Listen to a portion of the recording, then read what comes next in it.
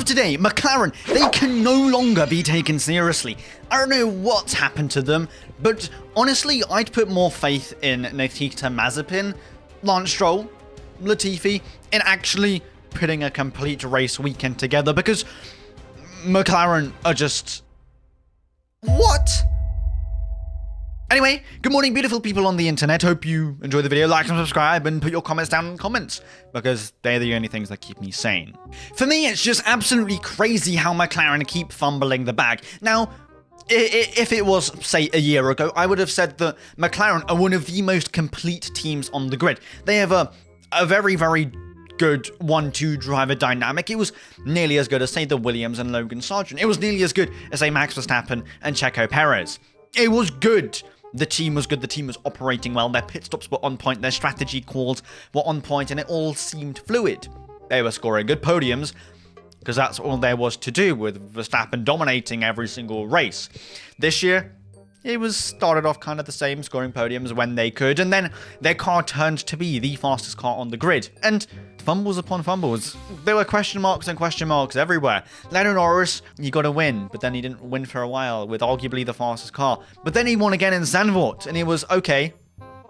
Maybe they fixed up over the summer break, but clearly they haven't. Lando Norris has 2 pole positions in 7 days. Yeah, pretty crappy day from my side.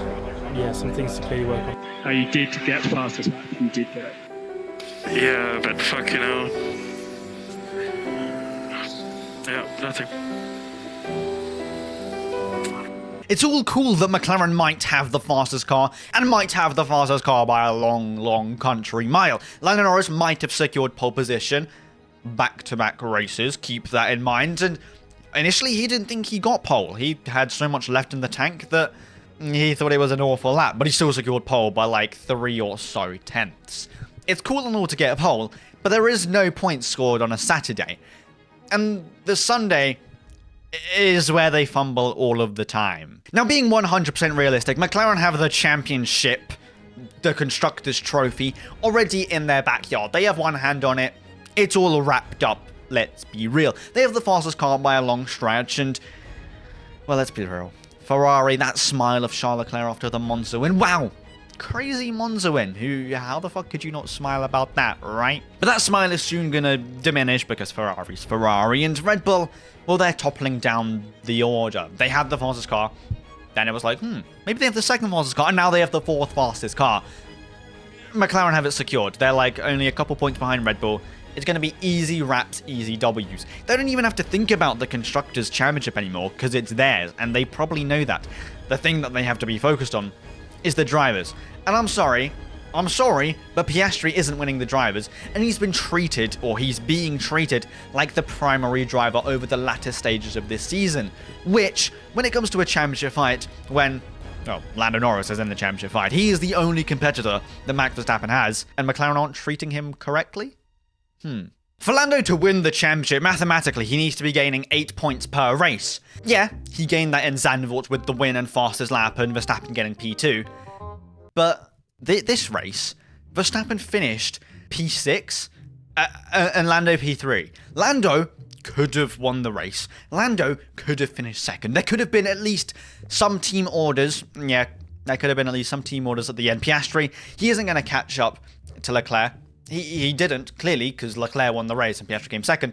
Maybe swap the 2 drivers around. That is 3 valuable points that Lando Norris could have had, gained plus, which made his life a tiny bit easier. He was skeptical about letting Oscar Piastri pass in Hungary. Three laps to go. Oscar Piastri can see Lando Norris going very slowly down the straight. Oscar Piastri takes the lead of this race. Yeah, you don't need to say anything. Well, what's the point? I'm in the championship here. I'm the guy who can win the championship. Oscar Piastri gets let through. I don't know what they're talking about, this papaya rules and stuff like that.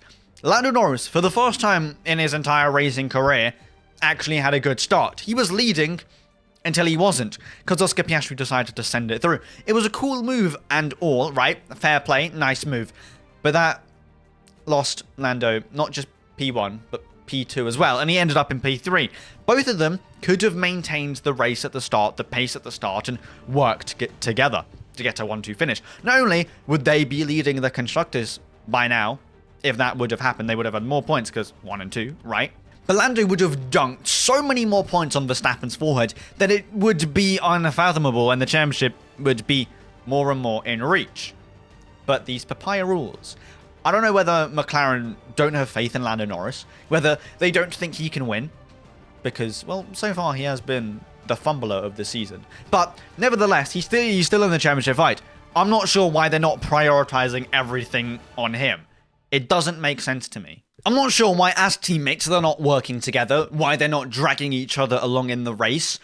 Not entirely sure why any of that is happening. In Hungary, McLaren said, yeah, let Oscar Piastri past. You'll need him to win the drivers and the constructors championship. You'll need his help. Oscar Piastri hasn't helped him today at all, or, well, in Monza, at all. He didn't let him pass, he only hindered him on lap 1. Clear 1-2, they could have easily finished the race 1-2. And they fumbled, because I'm not sure why.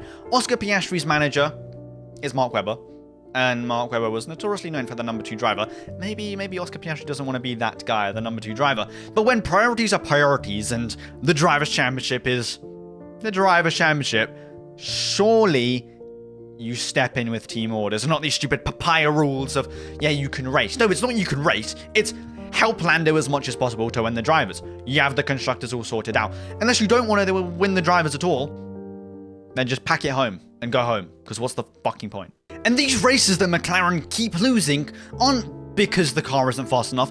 Clearly the car is the fastest car on the grid. When a weekend goes correctly how it's supposed to, they finish the race 22.9 seconds up the road. The only reason why Charles Leclerc won that race is because he got dragged along in that little DRS train between Oscar, Lando, and obviously Charles. That's the only reason why they dragged him along so far ahead with their immense pace. And they're just like, yeah, go have the win. If they wouldn't have let that pass, if Oscar didn't dive bomb him down into turn 1, just kept it cleanly 1-2, Oscar defended for Lando, and then they both bolted it down and worked together, maybe had a little scrap at the end. That's much better than fighting at the start and losing the entire Grand Prix. You see, the worst part is that McLaren have some kind of ego in that team that the drivers can't argue with the team. Andrea Stella is saying that the weekend was a positive weekend. Are you fucked? Hi everyone from Monza. Another big haul of trophies, P2, P3 in the race, many points for the Papaya team, fastest lap of the race, front row on the grid, lock up yesterday in qualifying, so overall a positive weekend. Are you fucked? But overall that's a positive weekend. We are very encouraged that the car proved to be strong in a layout which is completely different to Zandvoort. It means that we are competitive basically in every situation, which is very encouraging for the rest of the season, and definitely we will try and fight hard for both championships. You could have won the race, 1-2 lockout on the grid, and you don't win the race with the fastest car on the field. He says it's a positive weekend, so many championship points, so many trophies we can bring back, and what the fuck is wrong with you? It's not positive at all. You've won F2, you won the F2 race, you won the IndyCar race, and Zach Brown is saying, yeah, the pressure's on for the McLaren boys to win the race, but it seems like the people on the pit wall don't want to win the race, because I'm not sure, but everyone, pretty much the whole grid is doing a one-stop. One-stop has clearly been working this year, the tyres have clearly been lasting, and with McLaren, they've been giving you more and more pace at the end. Why don't you just split it to a one-stop? It worked. One-stop worked for George Russell in Spa. Okay, cool. It's a different track. It worked for Charles Leclerc, the one-stop in Monza, clearly. It worked for Carlos Sainz-ish, maybe, if it would have been better if you got dragged up by the train as well. And so many people did a one-stop, and it worked. McLaren, pretty much the only team who did a two-stop, and it didn't work. McLaren are known for having better tyre life at the end of the field. And if Ferrari can last their tyres for that long, Oscar Piastri boxed later than Charles Leclerc, and McLaren have better tyre life than Ferrari. Might as well stay out, right? You go box him, and you lose the lead. Lando Norris. I don't get it. I just don't get it. To help Lando. He can win. Genuinely, I was thinking that if Lando wins every race with fastest lap and Verstappen gets P2, the championship is winnable. But now Lando isn't winning, and Verstappen's further down the field. And still the point gap this race was only 8 points. Lando is the only way he wins this championship is if he personally puts his foot down, slaps up everyone in the McLaren pit wall and says, sorry, I'm here to win. I'm not going to dilly-dally. And if Verstappen's car falls off and he ends up like the Aston Martins now, or the Williamses. Because in qualifying, Verstappen was closer to P10 than P1. The fuck? Help Lando, hello? Now, I'm not denying that Oscar Piastri's move on Lando Norris was a superb move. I like Oscar Piastri a lot. I root for him more than Lando Norris. Honestly, I don't give two fucks if Lando Norris wins or not. I support Oscar Piastri, Daniel Ricciardo, Charles Leclerc, and Alex Albon. That's, if I'm looking at who's where, that's who I support. But when push comes to shove, I'm going to be rational and say that that move from Oscar Piastri wasn't necessary. As a teammate to Lando Norris, who was winning the championship, it wasn't necessary at all. It's cool that you want to win the race. Go King, go win the race. But not with that move. Remember when shit hit the fan in 2016 Spain with the two Mercedes? They came and collided. They came, they saw, they conquered, but with What if they crashed out this race? What if they crashed out and gave Verstappen an even bigger lead in the championship than he already does? What if neither of them finished the race? And now, you could be a hater, or people may say, oh, you're hating on Lando. I'm not hating on Lando whatsoever. I'm more hating on the McLaren team.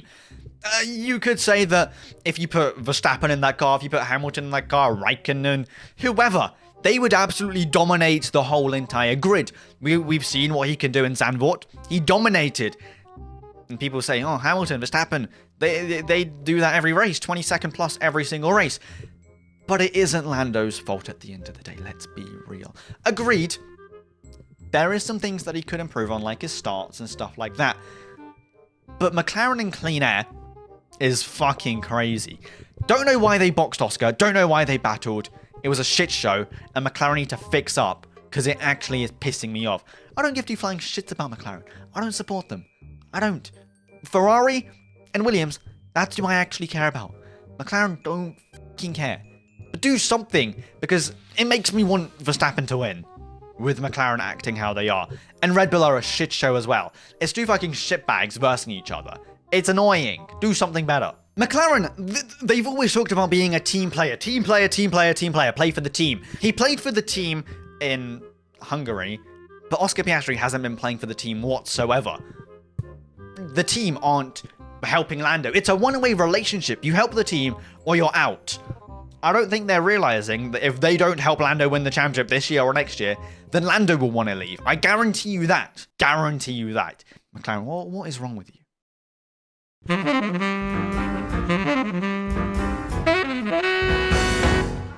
Welcome to another episode of Delusional Discussions. And with the current McLarenness, this has to be discussed. And it isn't delusional. It's delusional for the McLaren sake of thinking Lando can't win the championship. It's delusional. I don't know what they're doing. They're clearly doing everything wrong that they possibly can. And how things currently stand, I'm not sure whether they're even going to win the championship. The constructors, yes. But the drivers, I'm not sure. The only way that Lando wins the drivers, if the car's still the fastest car at the end of the season, and he puts his foot down himself, and he slaps up everyone in that team. He's like, Piastri, get the fuck out of here. Stella, shut up. I'm going to do my own thing, and I'm just going to win the races. Piastri, help me out, please. And if Verstappen keeps falling behind. But with the Red Bull, maybe now, starting to ramp up the paces, because they see how shit they are, will be a tad difficult. He's going to have to do everything on his own, though, because the team is not going to help him whatsoever. But who knows? Maybe they will. But if they don't help Lando Norris, and he doesn't win the championship this year, or next year, if he has the fastest car next year, then he probably has to leave that team. Go over to Mercedes. I hope you guys enjoyed today's video. I hope you enjoyed my delusional discussions and everything that came about the McLarenness. If you disagree or want to put your comments down in the comments, put it down there, because I really want to see them, and I like reading them, and they're funny and stuff like that. Entertain me down there. Watch there, subscribe and like. Don't know why you wouldn't. And watch Don't Die, because you can't watch other videos. Blah, blah, blah. Love you. Have a fantastic day, and bye. That's all, folks.